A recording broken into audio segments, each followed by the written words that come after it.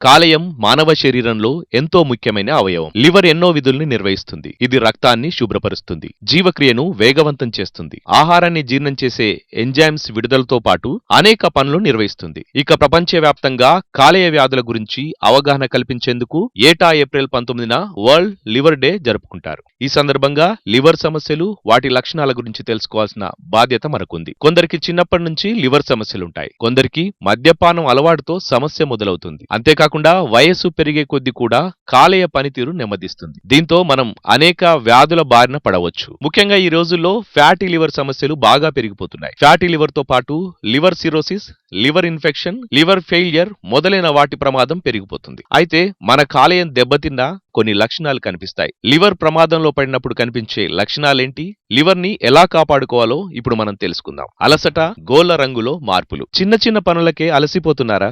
గత కొన్ని రోజుల నుంచి అలసటతో బాధపడుతున్నారా? అయితే ఈ లక్షణాలు కూడా లివర్ ప్రమాదంలో పడిందని సూచించేవే. అంతేకాకుండా చేతి గోళ్లు లేదా కాళ్ల గోళ్లు కూడా రంగు మారుతాయి. గోళ్ల మీద తెలుపు రంగు మచ్చలను మనం గమనించవచ్చు, లేదా గోళ్లు పసుపు రంగులో కనిపిస్తుంటాయి.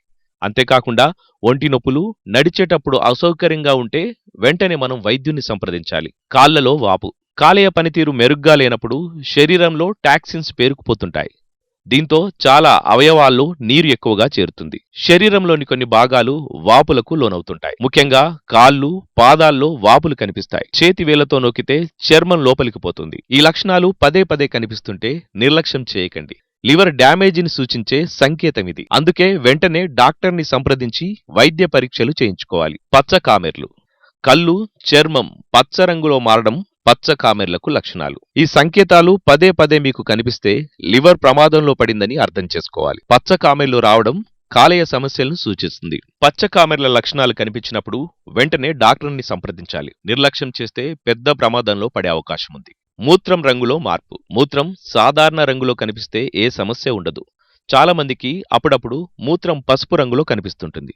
ఒంటిలో వేడి చేసినప్పుడు ఇలా కనిపిస్తుంటుంది. అయితే మూత్రం తరచుగా పసుపు రంగులో కనిపిస్తే మాత్రం జాగ్రత్త పడాలి. లివర్ ప్రమాదంలో పడినప్పుడు మూత్రం రంగు ఇలా కనిపిస్తూ ఉంటుంది. ఇలా తరచుగా కనిపిస్తే వెంటనే డాక్టర్ని సంప్రదించి సలహాలు తీసుకోవడం మేలు. ఆకలి మందగించడం. మీకు ఏది తినాలనిపించడం లేదా? చాలా రోజుల నుంచి ఈ సమస్య ఉందా? అయితే లివర్ డ్యామేజ్ అయిందని చెప్పే సంకేతం. లివర్ సమస్యతో బాధపడుతున్నట్లయితే ఆకలి మందగిస్తుంది. చాలా రోజుల వరకు ఏమీ తినాలనిపించదు. అంతేకాకుండా వికార సమస్యలు ఉంటాయి.